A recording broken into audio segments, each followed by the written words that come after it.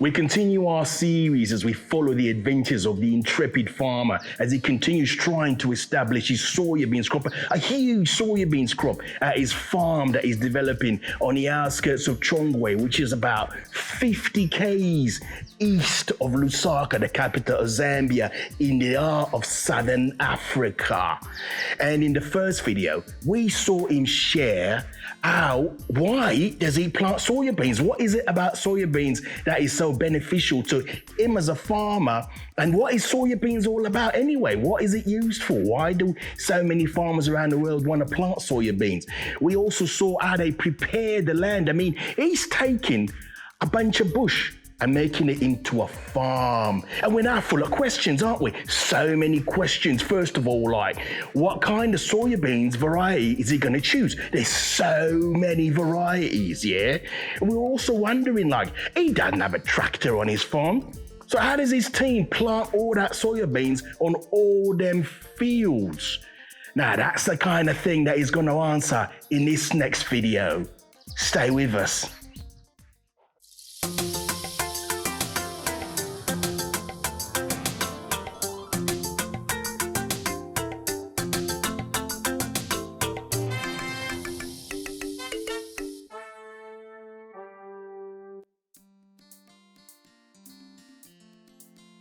Welcome back to the Mondo Farms channel. It's so good to have you back with us again. My name is Chisha Folotia, and this is part 2 on our short series about our soybeans crop for this season, 2022 into 2023. In the last video, we talked about how we prepared the land, and we started, of course, by talking about why we plant soybeans. So having had the ground ready, the fields were ready, the tractors had come in, it was now time to plant. And that's what we're going to look at in this video. We'll look at the type of soybeans that we actually chose to plant, and we're also going to look at how we planted the soybeans.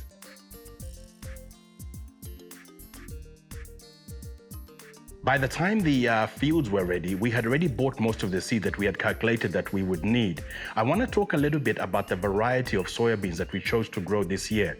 There are many varieties of soybeans available on the market, and they have different characteristics in terms of maturity, disease resistance, and yield potential. Last year, we planted our crop very late because of the erratic rainfall patterns that we seem to be having more and more these years, thanks to climate change. And some of you might remember the experts coming on TV and telling farmers across Zambia to say, plant your early maturing seed varieties. And the reason for that is that when you have a short rainfall with the rains coming late, then at least the early maturings will actually mature early and give the farmers some sort of return. So early maturing is what we actually did. We chose 2 types of early maturing soybean seed. The first one was a Lukanga by Afroseed, one of Zambia's leading locally owned seed companies. And we also chose one from an international company, Hana, and it was a variety called 1867. But there was another variety that we kept hearing about everywhere we went. It was just Dina.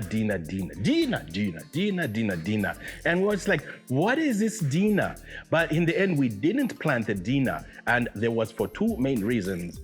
Number 1, Dina is a medium maturity variety of soybeans. And we figured that with the late rains coming, we would give us a problem. And we wanted to plant early maturing varieties, as I had just said. Number 2, cash. We just didn't have the money at the time when it was time to buy the thing, to go out and buy the Dina. There was also a short supply of the seed during last year. I remember on one of the WhatsApp groups, someone posted, there's some Dina at this so-and-so agri shop in Chilanga.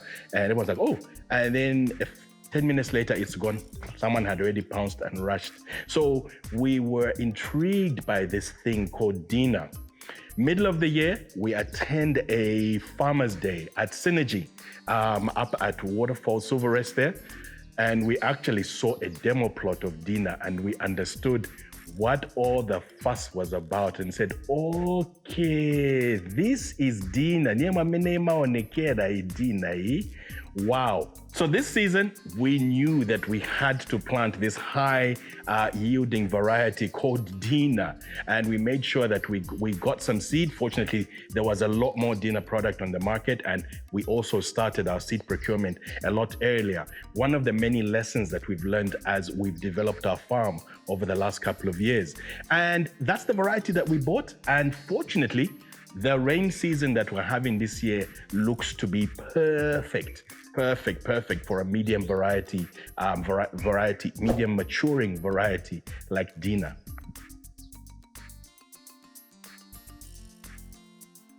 So let's talk about how we actually plant our soybean seed. Now here it's going to get a little bit technical, so please, if you can, pay attention.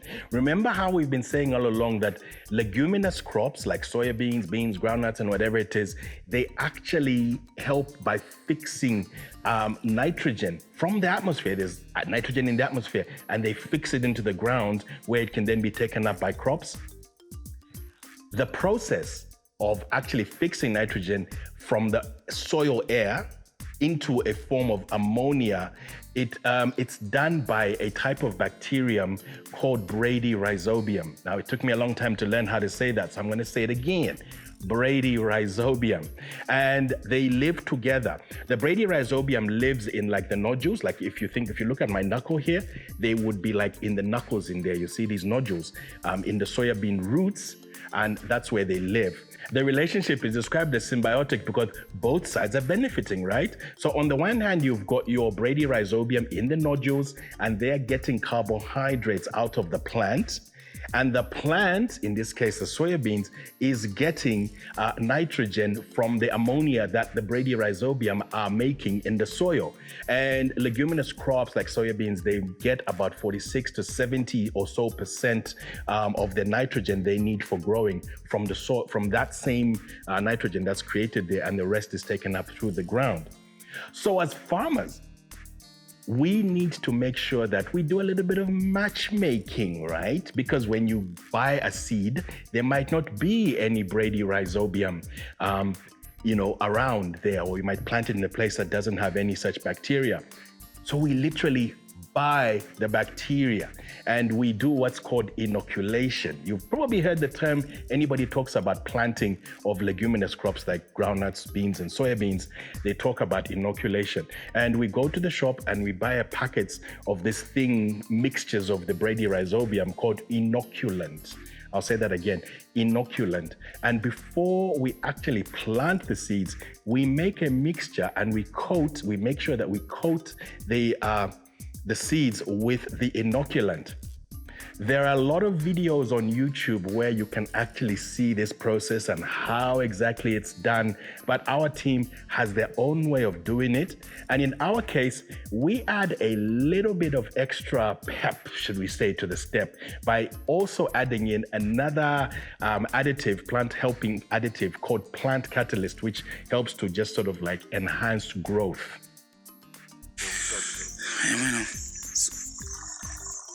So hapa mwatira 30 mils ya plant catalyst ka? Then 100 mils ya manzi.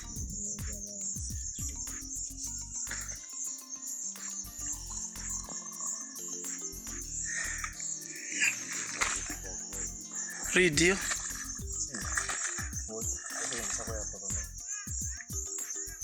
Okay. Then situmfaka first plant catalyst. Inoculate.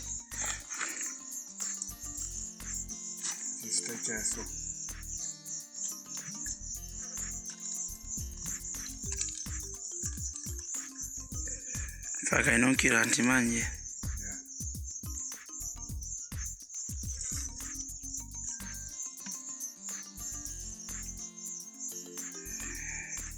250 grams. 25 kg ya soybeans.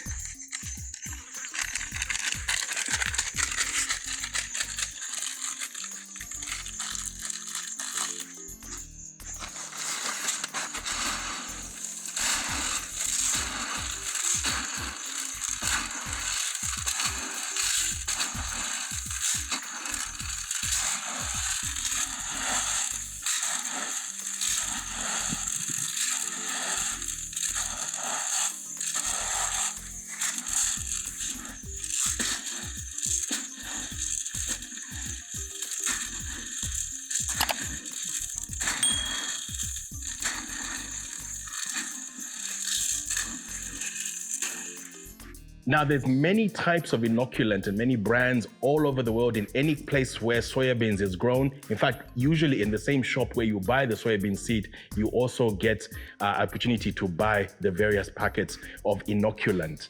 One thing all the packets of inoculant have in common is that they are very cheap.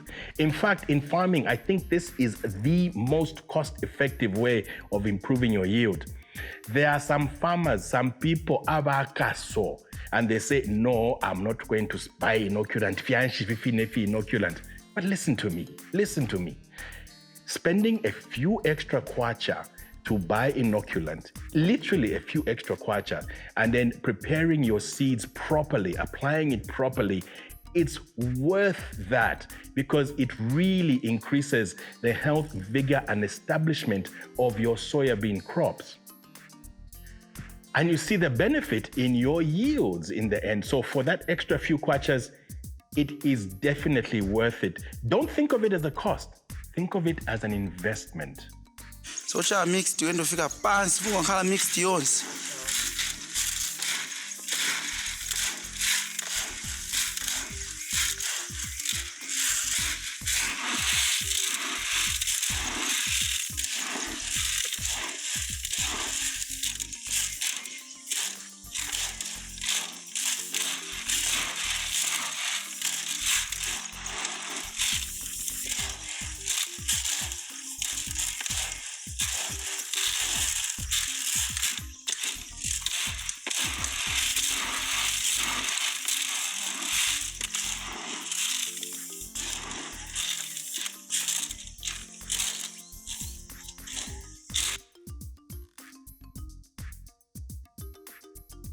So the seed is inoculated and it's time to plant it.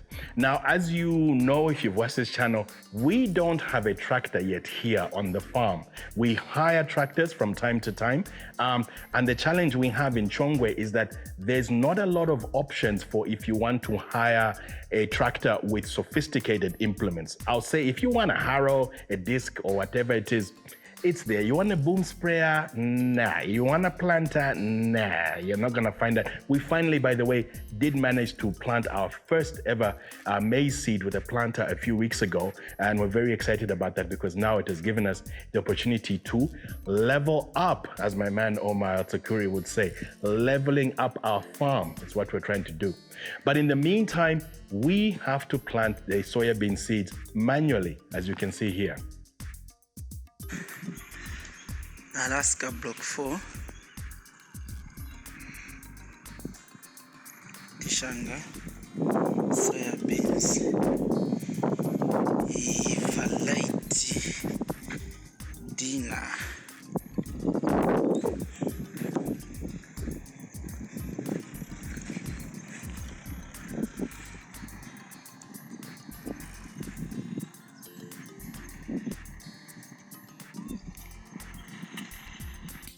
Our team has become very, very good at the process.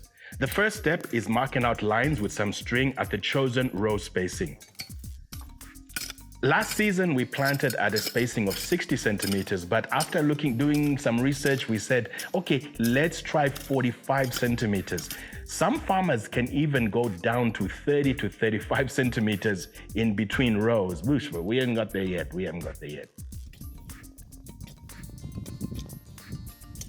The next step is for the lines to be opened with holes, making shallow furrows.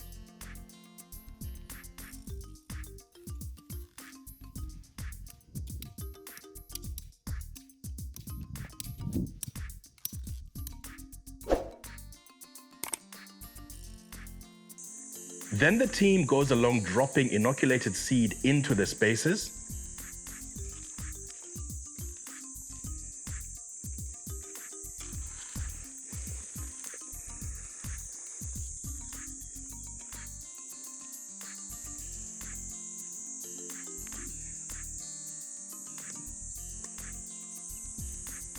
So I am covering kufikira mbeo. Finally, the furrows are covered up.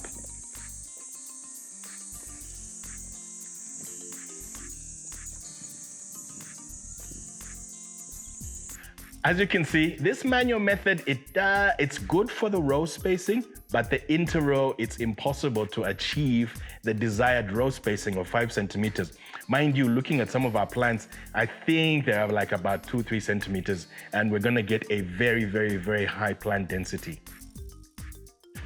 Hey, this chair is it's not even a chair, it's a vegetable crate. I'm sitting on a vegetable crate and it's quite uncomfortable. But hey, that's life on the farm. That's what it takes. My wife and I, we watch farming videos from time to time, and we're always amazed, especially her, at the amount of mechanization that's there on the farms, especially in the West. And here, our farm is still growing, and we haven't even got our first tractor, let alone all the other attachments and implements and tools that we will have in future. So we have to do most of the work manually, and for that we need a very large workforce, which has benefited the area in terms of employment. It's all good. We're here to invest, as the investors, as they call us in the chiefdom.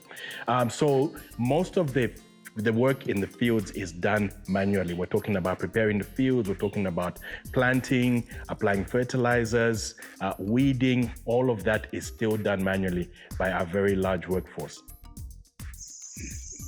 Typical Alaska, block 3. Tamucha malaini ya soybeans.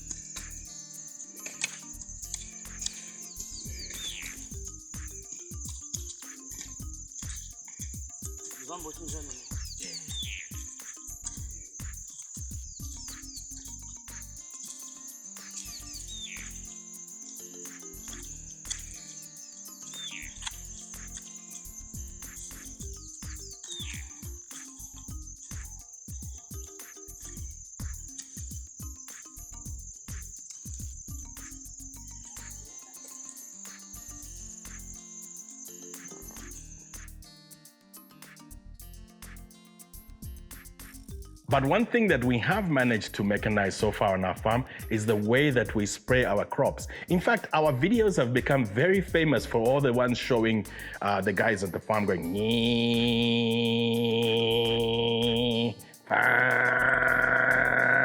we have these petrol sprayers that we buy from Saro Agro in Lusaka's industrial area.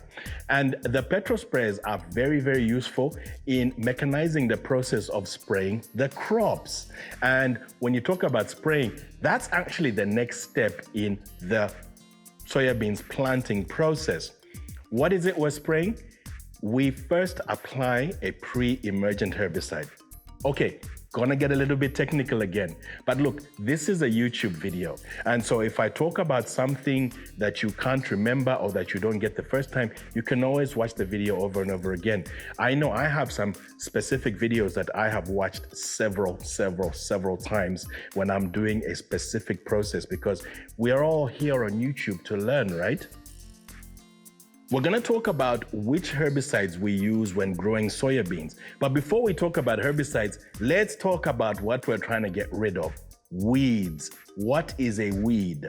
A weed is any plant that is growing in the wrong place at the wrong time. So I've said it before, you might have planted onion on a specific crop, a specific field at one time. The following season, when you've got the next crop and little onion seeds start coming up and germinating, that onion that you wanted so much a few whatever ago becomes a weed. So weeds, they're not good for us. Weeds are definitely not good for us. Weeds will compete with the crop that you want to grow. They will compete for nutrients. And some weeds, especially some of the grasses that we have around here, I'm sure you have some evil ones as well where you are, they are extremely prolific, extremely hard to get rid of. So they outcompete, should I say, the crop that you're trying to grow. Weeds will also compete for sunlight. As we know, plants need the sun. They need the sun for photosynthesis. So it's really, really important. And they compete for water. So those are three specific things that the weeds can outcompete your plants. They also can harbor pests. If you have weeds around your fields, that's where when you spray, the insect pests and other pests can go in and hide. So as farmers, we don't want our yields to be reduced by the weeds, because that's the main effect that we get from weeds is reduced yields. And we have to do everything in our powers to get rid of weeds. The simplest way to get rid of weeds is to just dig them out. You use your Dutch hoe, you use your kambwili, whatever it is, you use whatever, and you get rid of them manually. Manual weeding, it's called. But when you reach a certain size and scope, it becomes extremely difficult to carry out manual weeding. People bending down in the field, just doing that all the time, that just becomes impossible at a certain place. So in order to achieve a weed-free or weed-free-ish environment or area, we resort to herbicides.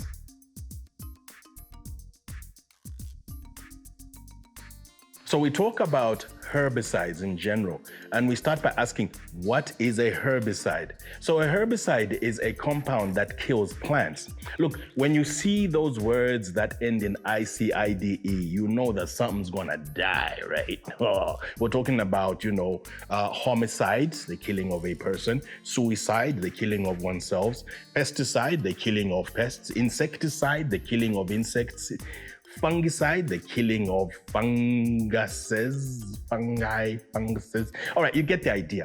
So a herbicide is something that kills other plants. Now, herbicides can be organic or they can be chemical.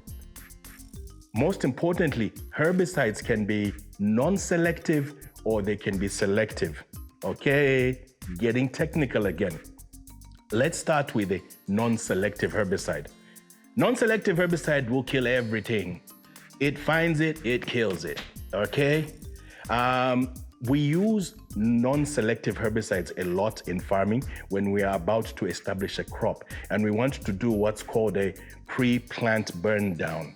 And that one we use, for that, we would normally use family of chemicals, if we're using chemicals. Either would be glyphosate or it would be something like a paraquat. And you get into more details that you can find on other YouTube videos and in other research where you have a systemic or in contact herbicides, non-selective herbicides. It is very difficult, the whole herbicide thing, but stay with us. All right, so that's your non-selective. Then you have selective herbicides. I love selective herbicides. They're one of the most amazing things I've ever seen or come across in my life. This selective herbicide is specially designed to leave this one. So imagine these 5 fingers are 5 things that are in the field. And a selective herbicides is basically just going to leave this one. It'll kill this one, it'll kill this one, it'll kill this one, it'll kill this one, and only leave this guy. A lot of the commercially grown crops around the world have had selective herbicides developed for them. And for example, maize has selective herbicides. Soybeans that we're talking about on this video has selective herbicides. And these ones, we use them now to basically get rid of everything else that we want and only leave that specific crop that we want. So here we are, having established our soybeans, we've planted our soybeans and we want to be able to control weeds in it. And we are going to apply a selective herbicide. One of the selective herbicides that we apply at this stage just after planting is called a pre-emergent selective herbicide. Another technical term. A little quick word about the technicalities of farming. If you are going to succeed in farming, as the same as if you're going to succeed in any other field of human endeavor, you need to learn a little bit. You need to put your mind towards learning some of the concepts, some of the science, some of the practices, some of the do's and don'ts of that particular field. Think about it. If you are going to be a professional sports person, you are playing football, basketball, netball, whatever it is, cricket, you have to learn the rules. You have to learn and practice the things that need to be done or not done. If you are a cook, you're going to be a top chef. you need to know your way around the kitchen, which knives to use, what is braising, what is frying, and all of that stuff.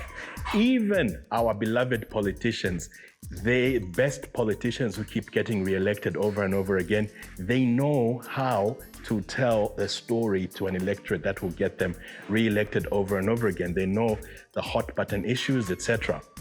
That's why it is important to spend a little bit of time and effort to know some of the technical stuff. In our case of soybeans, we use a pre-emergence selective herbicide that is specifically formulated for soybeans. And the brand that we use this year is called Duo Magnum, and it's by Syngenta. Its active ingredient is metallochlor. And I'm sure that metallochlor is available under different brands in your country. So when you walk in the shop to say, I'm looking for Duo Magnum, they might not have it, but they'll have something else that contains metallochlor. So we're here at Alaska 4, where we have our spraying team here spraying a herbicide, which is a pre-emergency herbicide, Duo Magnum. So this is after we did our sowing of the soybeans yesterday on the 10th of December. Then we come in and we do the spraying of the pre-emergent herbicide.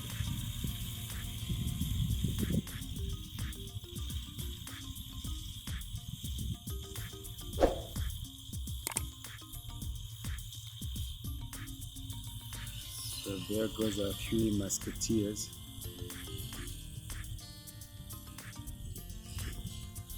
Trying to save us from the weed pressure.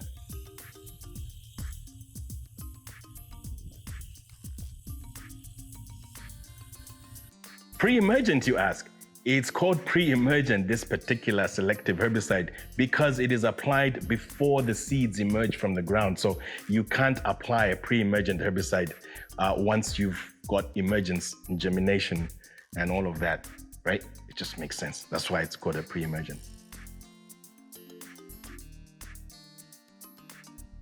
So now every plant in nature, the seeds have certain conditions that they need in order to emerge and grow. And in the particular case of soybeans, once it feels the right amount of moisture, which is we're getting from the rain this time of year, it feels the right amount of heat, which is why it is defined as a summer crop, a crop that's planted in summer, you soon start seeing germination. And our team was very pleased within a few days from planting that they went in the fields and they found that the seed has begun to germinate.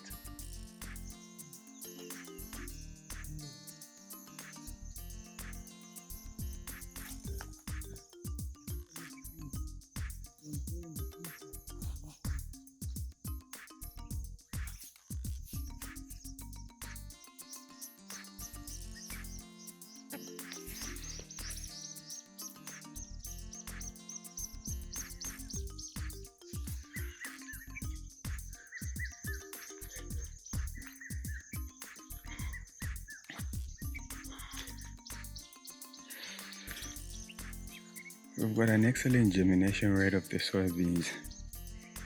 This is a Riverside 6.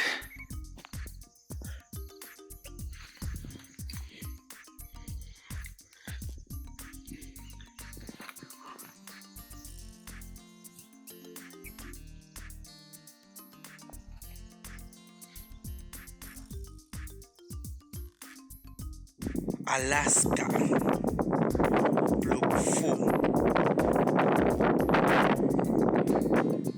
soya beans.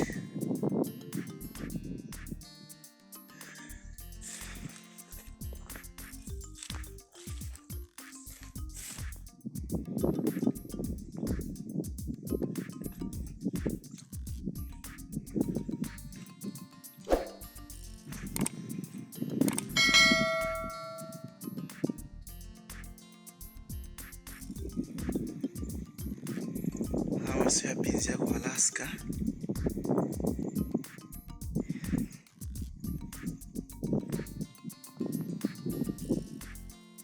So zili mfield ma soybeans isimbozi.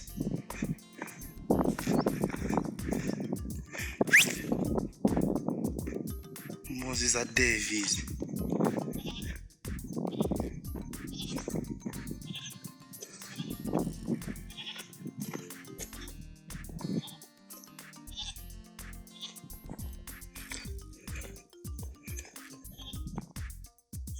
Florida 2.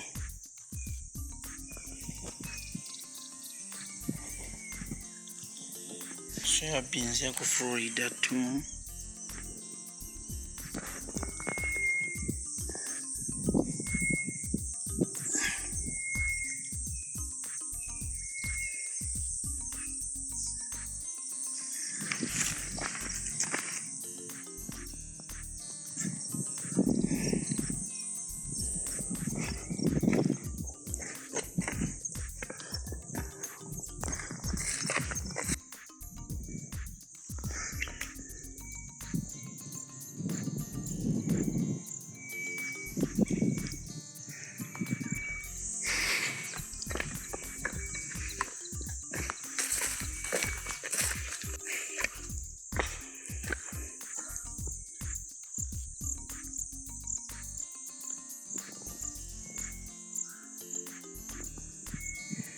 I call us Soybeans. Riverside 5.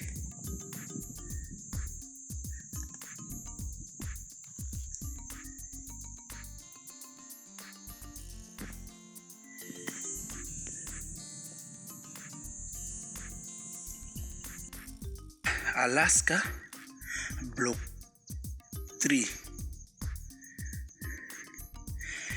I have a germination in a chaya bueno. So now we are pushing.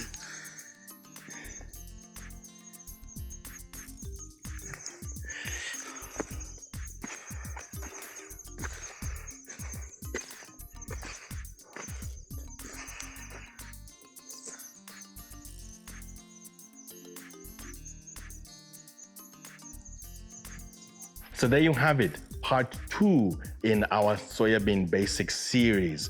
We've talked about what kind of variety of soybeans we planted this year. We've talked about why we chose that one. We've talked about the actual seed itself and how you prepare the seed before planting, shared with you how we actually plant our seeds manually still at this stage of development of our farm.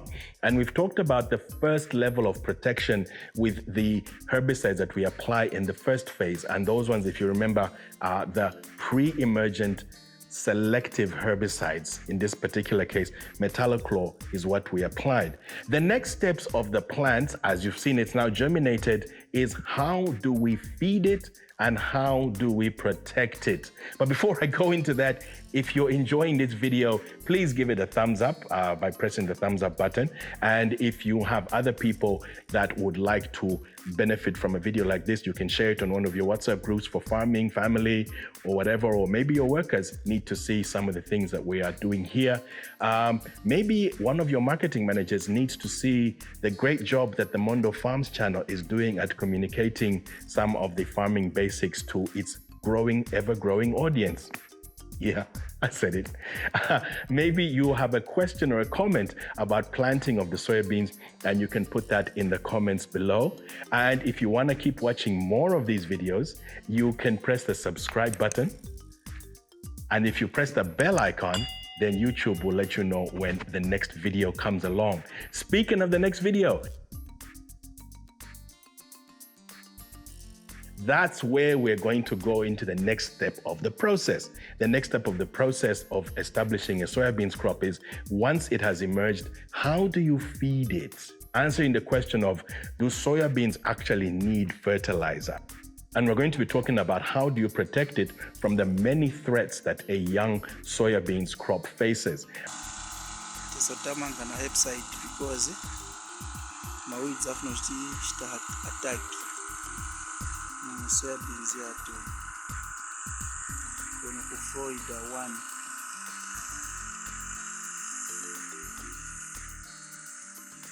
Yeve soybeans yato kwenye Florida 1 haioneka bwino mamingi. My name is Yusuf Oletia. I'll see you on the next video. Shale nipo. Bye-bye.